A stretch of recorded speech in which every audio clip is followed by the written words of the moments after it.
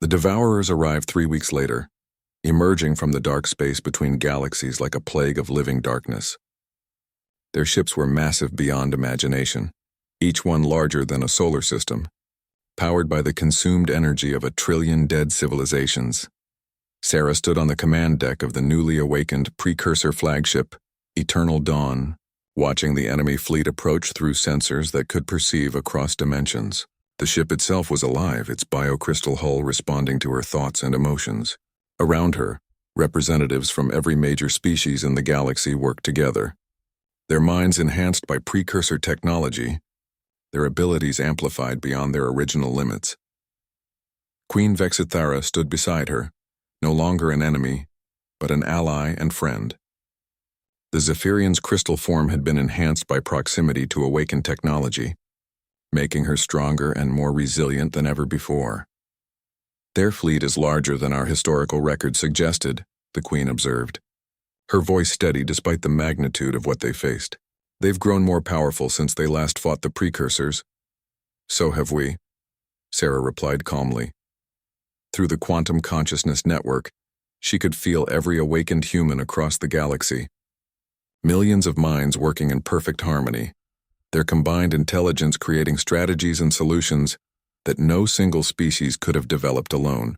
But more than that, she could sense the enhanced beings of dozens of other species.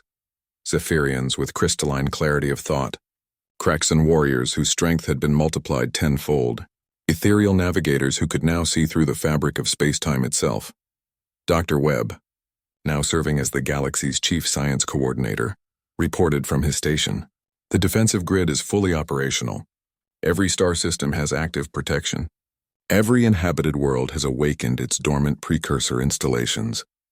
We have more firepower available than the original precursors ever possessed. But will it be enough?" Captain Rodriguez asked. His awakened abilities had made him a tactical coordinator for the entire Galactic Defense Force. Through enhanced perception, he could track the movement of millions of ships across hundreds of star systems simultaneously. Sarah smiled, and in that expression was confidence born of genetic memories spanning eons. The Devourers expect to face the same galaxy they've always faced, separate species fighting desperately to survive, eventually falling one by one to overwhelming force.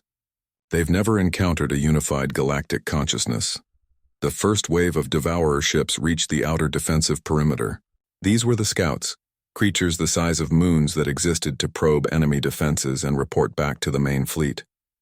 In previous galactic invasions, they would have swept through outer systems unopposed, gathering information while entire civilizations fled in terror.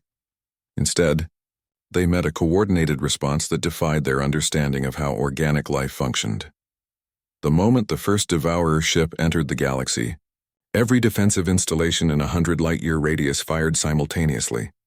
Not randomly, not with the usual delays of separate command structures, but with the precision of a single mind controlling 1 billion weapons. The scout ship, which had destroyed star systems in other galaxies, was vaporized in seconds. "First contact successful," Captain Rodriguez reported with satisfaction. "The enemy is learning that this galaxy won't be like the others." But the Devourers were not easily deterred. They had consumed countless galaxies and faced every possible form of resistance. Their response was swift and overwhelming. The main fleet split into thousands of smaller groups, each one attacking a different star system simultaneously, trying to overwhelm the defenders through sheer numbers. It was a strategy that had never failed before. Sarah felt the attacks through the quantum network, millions of individual battles taking place across the galaxy at once. In the old days, this would have meant chaos, confusion, and inevitable defeat as communication delays and conflicting orders doomed any chance of coordinated defense. But the awakened galaxy fought as a single organism. Through quantum entanglement networks, every defender knew instantly what was happening everywhere else. Strategies developed in one battle were immediately shared with every other battlefield. Resources were redistributed in real time to wherever they were needed most. When a group of Devourers broke through the defenses around the Arcturus system, reinforcements arrived from 12 nearby sectors within minutes. When the enemy tried to flank the defensive lines around Earth, they found that every ship in the galaxy had already adjusted position to counter the maneuver. They're adapting faster than we expected, Dr. Webb observed, monitoring the battle data flowing through the network. The Devourers are learning our patterns and adjusting their tactics. Let them adapt, Sarah said calmly. We're not fighting the same way the precursors did. She opened her consciousness fully to the quantum network, connecting not just with awakened humans, but with every enhanced being across the galaxy. The collective intelligence that resulted was unlike anything that had ever existed. Millions of different perspectives and abilities working together, creating solutions that transcended what any single species could achieve. Through this expanded consciousness, Sarah implemented something the Devourers had never encountered: evolutionary tactics. Instead of using fixed strategies, the Galactic Defense Force began to evolve its approach in real time, developing new weapons and tactics faster than the enemy could adapt to them. Zephyrian crystal technology merged with human bioengineering to create weapons that rewrote themselves after each shot.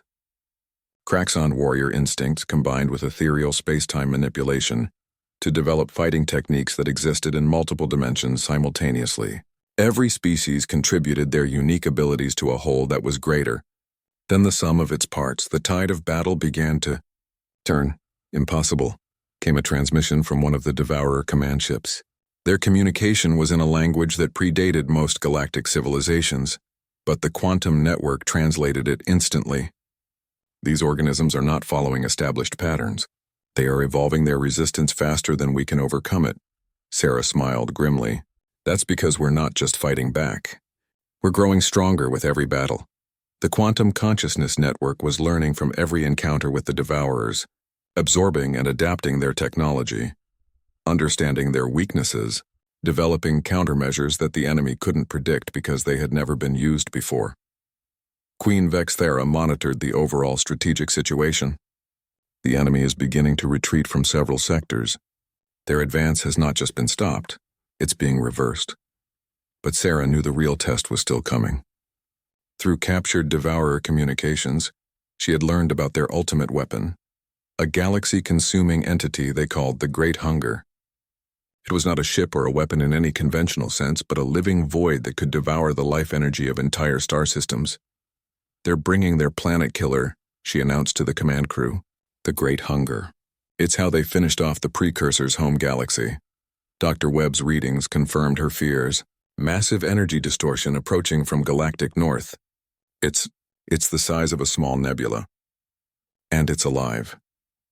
The Great Hunger was the Devourer's final solution to stubborn resistance, a creature that existed partially outside normal space-time, immune to conventional weapons capable of consuming the life force of entire civilizations in moments. But as it approached, Sarah felt something she hadn't expected through the quantum network. Not fear, but anticipation. You know, she said thoughtfully. The precursors always wondered what would happen if the Great Hunger tried to devour something that was actively evolving, instead of just defending itself. She opened the quantum network to its fullest capacity, connecting every awakened and enhanced being across the galaxy into a single consciousness. The mental energy of trillions of minds focused on a single purpose. Not just to resist the Great Hunger, but to understand it, to learn from it, to become something it couldn't consume. As the Great Hunger reached the galaxy's edge and began to feed, it encountered something unprecedented. Instead of the usual life energy that it consumed, it found consciousness that adapted to its feeding, evolved beyond its ability to digest, and ultimately began to understand the creature's own nature. It's not just a weapon, Sarah realized through the expanded consciousness. It's a survivor from the first galaxy the Devourers consumed. They've been using it as a slave. Through the quantum network, the collective consciousness of the galaxy reached out to the Great Hunger, not with weapons, but with understanding. For the first time in eons, the creature encountered minds that could comprehend its pain and offer something other than fear or hatred. The result was unlike anything in the history of galactic warfare. The Great Hunger stopped feeding and began to communicate, sharing its story of loss and forced servitude. The Devourers, dependent on their ultimate weapon, found themselves suddenly defenseless as their greatest asset turned against them. "This is not possible," came frantic transmissions from the Devourer fleet. "The Great Hunger has never shown independence. It cannot think for itself. It couldn't," Sarah replied, broadcasting on all frequencies, until it met a galaxy that could think as one. Sarah's message spread across the galaxy faster than light itself. Using technology that responded to her awakened genetics, she connected to communication networks that spanned dozens of star systems. Her voice reached every species that had built their civilization on precursor ruins. For thousands of years, you have wondered about the beings who came before, she said, her words carrying on quantum frequencies that bypassed normal space-time limitations. You called them the precursors, the ancients, the first builders. You found their ruins and built your empires on their foundations. But you never knew what happened to them. On 1,000 worlds, alien leaders gathered around communication devices, listening in shock as a human revealed secrets they had searched for across millennia. They didn't disappear, Sarah continued. They chose to become something else. They chose to become us, humanity. They hid themselves so completely that even they forgot who they were. Until now. Queen Vexithera watched the responses flooding in from across her empire. Fear, disbelief, anger, and underneath it all a growing sense of awe.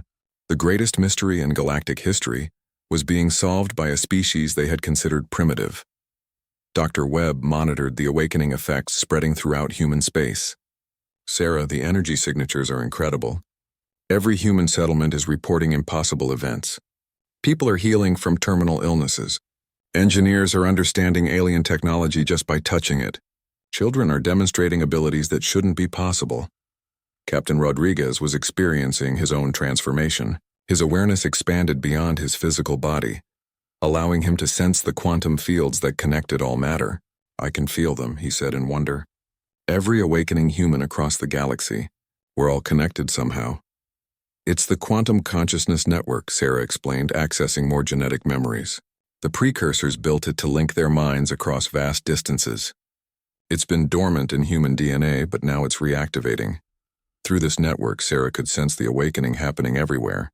On Earth, government officials watched in amazement as ancient ruins suddenly came to life, responding to the presence of humans who were remembering their heritage. In space colonies, miners found they could communicate directly with alien machinery, understanding its function on an instinctive level. But with the awakening came danger. Sarah's expanded awareness also detected something else. Movement in the empty spaces between galaxies. Dark shapes that had been waiting for exactly this moment. They're coming, she whispered, her face going pale. The Devourers. They've detected the awakening energy. The Queen's crystal form flickered with terror. How long do we have? Sarah accessed the ship's most powerful sensors, extending her perception across intergalactic space. What she saw there chilled her to the bone. Massive ships, each one the size of a moon, moving toward their galaxy with terrible purpose. Days, maybe weeks, she said, but they're not the same Devourers that fought the precursors. They've grown stronger. They've consumed dozens of other galaxies since then. The communication channels were chaos now as the news spread. Some species demanded that humans be destroyed before the Devourers could find them. Others called for immediate evacuation to distant galaxies. Fear was spreading as fast as the awakening itself. This is exactly what the precursors faced, the Queen said despairingly. The same choice, fight and probably lose everything, or run and hope the enemy doesn't follow. No, Sarah said firmly. It's not the same situation at all. She activated the ship's holographic display, showing a map of the galaxy with thousands of points of light representing different civilizations. The precursors were one species fighting alone. But look at what they left behind. Dozens of spacefaring civilizations, all of them using precursor technology, all of them stronger than they would have been without that foundation. Dr. Webb was analyzing the galactic communication network. She's right. The total technological and military capacity of the galaxy is hundreds of times greater than what the precursors had. If we could coordinate it all, we could actually win, Captain Rodriguez finished, his enhanced perception allowing him to see the possibilities that Sarah was considering. But the communication channels brought bad news as well as good. Several Zephyrian fleet commanders were refusing to accept the Queen's protection of the humans. Military units from other species were mobilizing to destroy human colonies before they could fully awaken. The galaxy was on the verge of tearing itself apart. They're too afraid, the Queen observed sadly. The fear of the Devourers is greater than their willingness to fight. Sarah smiled grimly. Then we'll have to show them that humans aren't just awakening precursors. We're something new, something the Devourers have never faced before. She placed both hands on the ship's control system and opened her mind completely to the quantum consciousness network. Suddenly, she wasn't just Sarah Chen anymore. She was connected to every awakening human across the galaxy, sharing their experiences and abilities. Through this connection, she felt a human mining engineer on a distant world discover that he could reshape metal with his thoughts. A human doctor found she could heal any injury simply by touching the patient. A human pilot realized he could navigate through space using quantum instincts that made conventional navigation obsolete. We're not just remembering precursor abilities, Sarah realized. We're developing new ones. The genetic dormancy wasn't just hiding, it was evolving. We're becoming something more than the precursors ever were. She used the network to coordinate the awakening humans, guiding them to key precursor installations hidden throughout the galaxy. Ancient factories began to activate, automated systems that had been waiting for their creators to return. Weapons of incredible power came online. Defensive systems that could protect entire star systems activated. The Queen watched in amazement as readings from across the galaxy showed massive energy buildups around every major precursor ruin. "What are you doing?" "What the precursors should have done the first time," Sarah replied. "I'm turning this galaxy into a fortress." Through the quantum network, she coordinated with awakening humans on thousands of worlds. They worked together to activate ancient defense grids that spanned the entire galaxy. Weapons platforms that had been hidden in asteroid fields for millennia powered up. Cloaked ships that had been waiting in the outer darkness revealed themselves. The precursors didn't abandon their technology when they went into hiding, Sarah explained. They programmed it to wait for their return. Every major star system has hidden defenses. Every inhabited world has dormant protective systems. We just needed to wake up enough to activate them. Dr. Webb stared at his readings in disbelief. "The defensive capacity you're bringing online, it's enough to protect the entire galaxy. But how did the precursors build all this without anyone noticing?" "They built it while they were still themselves before they chose to become human," Sarah said. "It was their backup plan. If their descendants ever awakened while the Devourers still existed, they would have the tools they needed to fight back." The communication channels were changing tone now. As the massive defensive systems revealed themselves, fear was being replaced by hope. Species that had been ready to flee were now asking how they could help. The Zephyrian fleet commanders who had been threatening to fire on Sarah's ship were instead requesting orders. "You're actually doing it," the Queen said in wonder. "You're uniting the galaxy."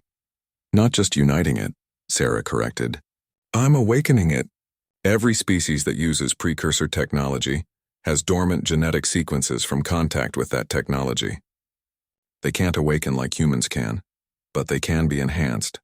She sent signals through the galactic network to every precursor installation, every piece of ancient technology that other species had incorporated into their civilizations. The technology began to resonate with its users, enhancing their natural abilities, making them stronger and smarter than they had ever been. Captain Rodriguez, now fully connected to the quantum network, gasped as he felt the change spreading. "I can sense them all. Millions of beings across the galaxy, all becoming more than they were. We're not just preparing for war. We're evolving an entire galaxy to fight it."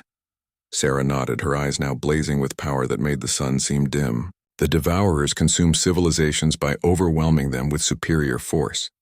But they've never faced an entire galaxy that fought as one mind. With technology they helped create by forcing its makers to evolve. The Queen looked at the readings showing the galaxy-wide transformation and smiled for the first time in centuries. They wanted to devour the descendants of the precursors. Instead, they're going to face something the universe has never seen before. Sarah's voice carried across the quantum network to every awakened human and enhanced being in the galaxy. "The Devourers are coming. Let them come. We're ready."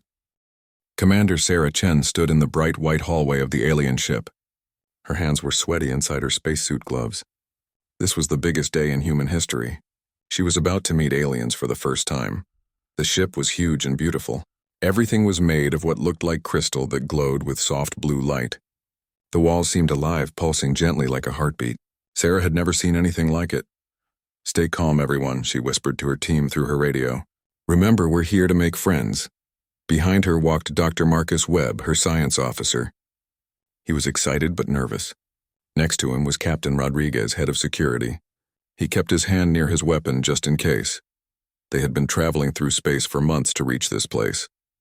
Earth had received a message from something called the Zephyrian Empire. The message was simple: come and meet us. We want to talk. The human government was scared but hopeful. Maybe these aliens would be friendly. Maybe they could share technology and knowledge. Sarah's job was to find out. A door opened in front of them. It didn't slide like human doors. Instead, it melted away like ice in warm water. Beyond it was the biggest room Sarah had ever seen. The ceiling was so high she couldn't see the top. Pillars of crystal rose up like giant trees. Everything sparkled and shined. But what took her breath away were the aliens. They looked like people made of living crystal. Their bodies were tall and thin, glowing with inner light. When they moved, colors danced across their skin like rainbows. They were the most beautiful things Sarah had ever seen. At the far end of the room sat the alien queen on a throne made of pure light. She was bigger than the others, and her crystal body was more complex. Patterns of energy flowed through her like rivers of stars. Queen Vexithara spoke, and her voice was like music mixed with the sound of wind chimes. But somehow Sarah could understand every word. "So these are the humans," the queen said. Her tone was not friendly. "The little creatures from the small blue world." Sarah walked forward and bowed politely. "Your Majesty, I am Commander Sarah Chen. I speak for all humanity. We come in peace, hoping to learn from you and share friendship." The queen laughed, but it wasn't a happy sound. "Friendship? Little creature, do you know who we are? We are the Zephyrian Empire. We have ruled this part of space for thousands of years. We are immortal. We are perfect." Around the room, other Zephyrians made sounds that Sarah realized were laughter. They were making fun of her and her team. "We do not make friends with insects," the queen continued. "We make them serve us. That is why you are here." Sarah felt her heart sink. This was not going the way she had hoped. "Your Majesty, humans are not insects. We are intelligent beings with our own culture and dreams. Surely we can find a way to work together as equals." The queen's crystal form flared brighter with anger. "Equals? You live for barely 100 years. You fight wars over small pieces of land. You destroy your own planet with pollution. You are nothing compared to us." The queen stood up from her throne. She was twice as tall as Sarah and much more frightening up close. "Here is what will happen, little human. Your species will serve the Zephyrian Empire. You will mine metals for us. You will grow food for our client species. You will give us your young to train as workers. In return, we will protect you from other aliens who would simply destroy you." Sarah felt anger rising in her chest. "We refuse," she said firmly. "Humanity will remain free." The queen's eyes blazed like stars. "You refuse? You dare refuse the gift of service to the greatest empire in the galaxy?" Around the room, Zephyrian warriors began to move. They wore armor that looked like it was made of living metal and crystal. Their weapons hummed with energy. "Perhaps you need to understand your place," the queen said coldly. She raised her hand, and energy gathered around her fingers like purple lightning. Sarah knew she was in terrible danger, but she stood her ground. "I speak for 3 billion humans," Sarah said loudly. "We choose freedom over slavery, no matter the cost." The queen's face twisted with rage. "Then you choose death." She threw the energy at Sarah like a spear of lightning. Sarah tried to dodge, but she was too slow. The purple energy hit her in the head and pain exploded through her skull. Sarah fell to the floor hard. Her head cracked against the crystal surface and she felt warm blood running down her face. The alien weapon had done something terrible to her brain. She could barely think and her vision was blurry. "Seize them," the queen commanded her warriors. The Zephyrian soldiers moved toward Dr. Webb and Captain Rodriguez. Their weapons were ready to fire, but Captain Rodriguez was a good soldier. He pulled out his own weapon and started shooting. His bullets were made of special metals that could hurt almost anything. The Zephyrian warriors had to take cover behind the crystal pillars. "Sarah," Dr. Webb shouted. He ran to where she lay bleeding on the floor. "Can you hear me?" Sarah tried to speak, but her mouth wouldn't work right. The alien weapon had scrambled her nervous system. She was dying and she knew it. The queen walked closer, looking down at Sarah with satisfaction. "See how weak you are? This is why humans must serve stronger beings. You break so easily." Dr. Webb was trying to stop the bleeding from Sarah's head wound, but there was too much blood. Tears ran down his face. "Please," he begged the queen. "She's dying." "Let me help her," the queen laughed. Let her die. It will teach you humans about the price of defying the Zephyrian Empire. But as the Queen looked down at Sarah's wound, something strange happened. The bleeding was slowing down. Not just clotting, actually stopping. The Queen leaned closer, curious. "What?" the Queen whispered. Sarah's skin was doing something impossible. The cut on her forehead was closing. New skin was growing over the wound like magic. In just a few seconds, there was no sign she had ever been hurt. The Queen stepped back, her crystal form flickering with shock. This cannot be real. Sarah opened her eyes. They were clear now, no longer clouded with pain. She sat up slowly, wiping the blood from her face. Where there should have been a terrible wound, there was only smooth, perfect skin. "Commander." Dr. Webb stared at her in amazement. "How is this possible?" All around the room, Zephyrian warriors had stopped fighting. They were staring at Sarah with what looked like fear on their crystal faces. The Queen's voice shook as she spoke. You healed. But our scans showed you were mortal. You live short lives. You age and die. How can you regenerate like this?" Sarah stood up, feeling stronger than she had ever felt before. Something had changed inside her. The alien weapon had done more than just hurt her. It had awakened something that had been sleeping deep in her cells. "I don't know," Sarah said honestly, "but I feel different." Dr. Webb was scanning Sarah with his medical equipment. His eyes went wide as he read the results. "Sarah, your cellular activity has increased by 300%. Your brain waves are completely different. It's like you've become a different species." The Queen was backing away now, genuine fear in her ancient eyes. "This is impossible. We studied your species for years before making contact. You are primitive biological organisms with limited lifespans. You cannot possess regenerative abilities superior to our own crystal matrix." Sarah looked at her hands. They seemed to glow with a faint inner light, just like the aliens. "Maybe you didn't study us as well as you thought." The Queen's voice dropped to a terrified whisper. "What are you?" The ship's alarms were getting louder. Red lights flashed throughout the crystal halls as ancient systems came online. Sarah could feel the ship's computer trying to communicate with her, sharing information that had been locked away for thousands of years. "We need to get off this ship," Queen Vexithara said urgently. "If the awakening continues here, every sensor in the galaxy will detect it. The Devourers will know exactly where to find us." But Sarah wasn't listening. Her mind was connecting to the ship's deepest memory banks, accessing files that hadn't been opened since the precursors disappeared. Images flashed through her consciousness, massive cities floating in space, beings of incredible power working together to build wonders, and then war. "They came from outside our galaxy," Sarah said, her voice distant as she experienced racial memories thousands of years old. "The Devourers. They consume entire civilizations, absorbing their knowledge and power. They had already destroyed dozens of galaxies when they found us." Dr. Webb's scanner was beeping frantically. "Sarah, the energy levels around you are off the charts." "And it's not just you. Rodriguez and I are changing too. Our cellular structure is becoming more complex by the minute." Captain Rodriguez looked at his hands. They were starting to glow with the same faint light as Sarah's. "I feel different, stronger, like I'm waking up from a very long sleep." The Queen watched them with growing terror. "3 of you are awakening at once. The energy signature will be visible across half the sector. We must get you away from our technology before—" She was interrupted by a new alarm, this one different from the others. The crystal walls of the ship suddenly displayed star charts showing the surrounding space.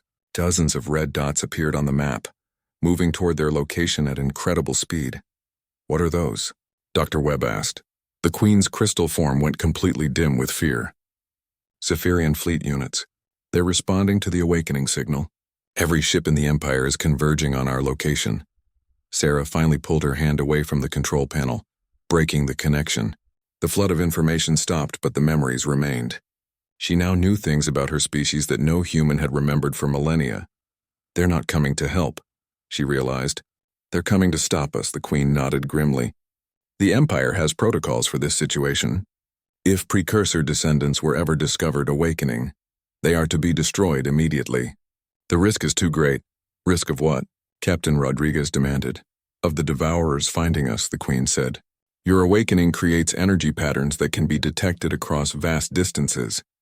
If the Devourers are still out there, still hunting—" Sarah's eyes blazed with newfound understanding. That's why the precursors chose to become human. They didn't just hide their technology, they hid themselves. They became mortal, limited, seemingly powerless. They scattered across the galaxy and forgot their own history to stay hidden. Dr. Webb was studying his readings in amazement, but the genetic potential was still there, dormant in human DNA, waiting for the right trigger to reactivate. Your weapon, Sarah said to the Queen. It was designed to disrupt nervous systems, but it also interfaced with brain tissue on a quantum level. It accidentally activated dormant genetic sequences. The ship shuddered as the first Zephyrian warships arrived. Through the crystal walls, they could see dozens of ships surrounding them, weapons charging. Your Majesty, came a voice over the ship's communication system. By order of the High Council, you will surrender the awakened humans immediately. They are to be terminated to protect the Empire. The Queen looked at Sarah with something that might have been respect. I could turn you over to them. It would save my empire from the risk you represent. Sarah met her gaze steadily. But you won't. No, the Queen said quietly. I won't. Because if you truly are the descendants of the precursors, then you are the rightful inheritors of all this technology. This entire empire was built on the ruins of your civilization. She turned to her own crystal walls and placed her hands on them. The ship's weapon systems activated, targeting the fleet surrounding them.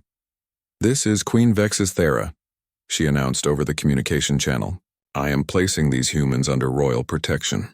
Any ship that attacks will answer to me personally. Your Majesty, came the shocked reply. The High Council orders. The High Council, the Queen interrupted, is about to learn that they have been living a lie for thousands of years. Sarah could feel more changes happening inside her body. Her perception was expanding, allowing her to sense things far beyond normal human ability. She could detect the energy patterns of every ship in the surrounding fleet, could feel the fear and confusion of their crews. There's something else, she said suddenly. The awakening isn't just happening to us. I can sense it. Other humans throughout the galaxy are starting to change too. Dr. Webb checked his long-range scanners. She's right. I'm detecting energy spikes near every human colony and outpost. The effect is spreading. Captain Rodriguez was staring at his hands in wonder. I can see the electromagnetic fields around the ship's systems. I can feel the quantum vibrations in the crystal walls. This is incredible and dangerous, the Queen reminded them. The more humans that awaken, the stronger the signal becomes. Eventually, it will reach a level that can be detected from other galaxies. Sarah accessed the ship's communication array, extending its range far beyond normal limits. She could sense human settlements throughout the sector, and in each one, people were experiencing strange changes. Workers in mining colonies were finding they could interface directly with alien machinery. Colonists on hostile worlds were adapting to environments that should have killed them. Soldiers were healing from wounds that should have been fatal. It's too late to stop it, Sarah realized. The awakening has reached critical mass. Within days, every human in the galaxy will begin to remember what they are. The Queen closed her eyes in despair. Then the Devourers will come. They have been waiting for this moment for thousands of years. Maybe, Sarah said, her voice growing stronger with new confidence. But this time will be different. How? The Queen demanded. The precursors were at the height of their power when the Devourers came before. They had technology and abilities that made them like gods, and they still had to run and hide. Sarah smiled, and the expression was both human and something far more ancient. Because this time they won't be fighting alone. She gestured toward the Zephyrian fleet surrounding them. Your empire, built on precursor technology. How many other species have done the same? How many civilizations have grown strong using the ruins my people left behind? Dr. Webb's eyes widened as he understood. You're talking about forming an alliance, using the awakening as a rallying point. The precursors were powerful but isolated, Sarah continued. They faced the Devourers alone. But their descendants won't have to. We have the entire galaxy as allies. Species who have benefited from precursor technology, and who will face the same threat we do. The Queen stared at her with something like hope dawning in her ancient eyes. You want to unite the galaxy against the Devourers. I want to finish what my ancestors started, Sarah said firmly. They ran from the Devourers because they couldn't bear to drag other species into their war. But now those other species are strong enough to fight back. The communication system crackled with an incoming message from the fleet commander. Your Majesty, we have orders to fire if you do not surrender the humans within 1 hour. Sarah placed her hand back on the control panel, And this time she didn't just interface with the ship's computer, she took control of it completely. Then I guess we have an hour to change their minds. The Queen watched in amazement as Sarah began broadcasting on all frequencies, sending a message that would reach every ship in the Empire, every species in the sector, and every awakening human throughout the galaxy. "My name is Sarah Chen," she began, "and I'm here to tell you all a story about who we really are." Queen Vexithara stared at Sarah Chen with growing horror. The human woman stood there completely healed, with no sign of the terrible wound that should have killed her. This was impossible. This changed everything. "Guards, scan her again," the Queen commanded, her musical voice now shaky with fear. "Full spectrum analysis. I want to know what we're looking at." The Zephyrian warriors pointed their scanning devices at Sarah. The machines beeped and hummed, taking readings of her body and brain. After a few moments, the lead warrior turned to his queen with confusion on his crystal face. "Your Majesty, the readings make no sense," he reported. "Her cellular structure is transforming. Her DNA is rewriting itself. We've never seen anything like this." Dr. Webb was also scanning Sarah with his human equipment. His face was pale with shock. "Commander, your body temperature has dropped to match the ship's environment. Your heart rate has slowed but become more efficient. It's like your body is adapting to be perfect for any situation." Sarah looked at her hands again. The faint glow was getting stronger. She felt amazing, stronger, faster, and smarter than ever before. But more than that, she felt like she was remembering something important that had been forgotten for a very long time. "The neural disruptor," she said slowly. "It didn't just hurt me. It triggered something that was already inside me." The Queen took another step backward. In all her thousands of years of life, she had never felt fear like this. "You speak as if you know what's happening to you." "I don't know," Sarah admitted. "But I feel like I should know. Like this information is buried somewhere in my mind and that weapon you used helped dig it up." Captain Rodriguez lowered his weapon, staring at Sarah in amazement. "Commander, your eyes are different. They're glowing just like theirs." Sarah walked over to one of the crystal walls and placed her hand on it. The moment she touched the surface, something incredible happened. Lines of energy raced through the crystal, spreading from her hand like lightning. The entire wall lit up with complex patterns of light. The Queen gasped. "She's interfacing with our biocrystal technology." "But that's impossible. Only Zephyrians can do that. And only after decades of training." Sarah could suddenly understand the wall. It wasn't just decoration, it was a computer system. Information flowed through it like blood through veins. And somehow she could read it all. Ship status, crew information, weapon systems, navigation data. It was all there. And she could access it as easily as reading a book. "Your ship is beautiful," Sarah said, still touching the wall. "But the technology, it's not originally yours, is it?" The Queen's form flickered with shock. "What do you mean?" Sarah turned to face her, and now her eyes were definitely glowing with the same inner light as the Zephyrians. "This biocrystal technology, you didn't invent it. You found it." Dr. Webb was frantically scanning the walls and equipment around them. "Sarah, you're right. The molecular structure of their technology, it's designed for organic interfaces, but not for their specific biology. It's like they reverse engineered it from something else." The Queen was trembling now, her crystal body shaking with fear. "How can you know this? These are the most guarded secrets of our empire." Sarah walked closer to the Queen, and with each step, more of the ship's systems responded to her presence. Lights grew brighter. Computer displays activated. Even the throne began to glow with recognition. "Because whoever built this technology originally built it for people like me," Sarah said. "Didn't they?" The Queen's voice was barely a whisper. "The precursors. We found their ruins scattered across the galaxy. Dead worlds with impossible technology that we spent millennia learning to use. But they vanished eons ago. There was no trace of what happened to them." "Maybe they didn't vanish," Dr. Webb suggested, his scientific mind putting pieces together. "Maybe they just changed, evolved into something different, something that looked harmless." Sarah placed her hand on a control panel, and immediately the ship's main computer acknowledged her presence. Information flooded into her mind. Star charts, empire records, the entire history of the Zephyrian civilization. And beneath it all, she could sense something familiar. The underlying architecture of the technology felt like coming home. "You built your entire empire on the ruins of my people," Sarah realized.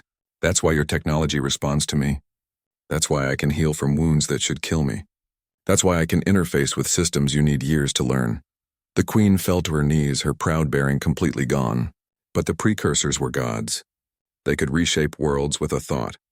They built technology that we still barely understand. If you are their descendants, then humanity isn't what you thought we were, Sarah finished. Around the Great Hall, other Zephyrians were backing away in terror. Alarms began to sound throughout the ship as Sarah's presence triggered automatic systems that hadn't activated in thousands of years. Captain Rodriguez looked around nervously. "Commander, I think we should get back to our ship and report this to Earth." But Dr. Webb was staring at his scanner in amazement. "Sarah, I'm detecting similar energy signatures from Rodriguez and myself. Weaker than yours, but growing stronger by the minute. I think whatever happened to you is starting to happen to us too." The Queen looked up at them with despair in her ancient eyes. "The proximity to our technology is awakening you. All of you. If we take you back to your homeworld, 3 billion humans would begin to remember what they really are," Sarah said quietly. The ship's computer was showing her more information now, records of other species the Zephyrians had encountered. None of them had been able to interface with precursor technology. None of them had shown any signs of the advanced abilities that the ancient ruins suggested the precursors possessed. The Zephyrians had believed they were the only ones capable of using the old technology. They had been wrong. "Your Majesty," Sarah said, her voice now carrying strange harmonics that made the crystal walls ring in response. "I think we need to talk. Really talk. Because if what I'm starting to remember is true, then both our species are in more danger than you realize." The Queen looked up at her with the expression of someone whose entire world had just collapsed. "What do you mean?" Sarah's eyes glowed brighter as more memories surfaced from deep within her genetic code. The precursors didn't vanish because they were conquered. They vanished because they chose to disappear. And if I'm right about why they made that choice, she trailed off, accessing more of the ship's historical records. What she found there made her face go pale. "They were running from something," she whispered. "Something that made beings with the power to reshape worlds decide that the only way to survive was to forget who they were and pretend to be primitive." Dr. Webb's scanner beeped frantically. "Sarah, I'm detecting massive energy buildups throughout the ship. It's like every system is trying to activate at once." The Queen struggled to her feet, her fear now mixed with desperate urgency. "If you are truly awakening, if you are remembering your heritage, then we must leave this place immediately. There are protocols, ancient warnings left by the precursors themselves. If their descendants ever began to awaken—" "What?" Sarah demanded. "What happens?" The Queen's voice shook with terror. "The warning said that others would notice. Others who have been waiting and watching for exactly this moment. The ones the precursors were hiding from." Sarah felt ice run through her veins as more genetic memories surfaced. Images of vast fleets of ships unlike anything she had ever seen. Beings of pure energy and malice who had hunted the precursors across the galaxy. "The Devourers," she whispered, the name coming from some deep racial memory. "They're still out there." The Queen nodded grimly. "And if you are awakening, they will come.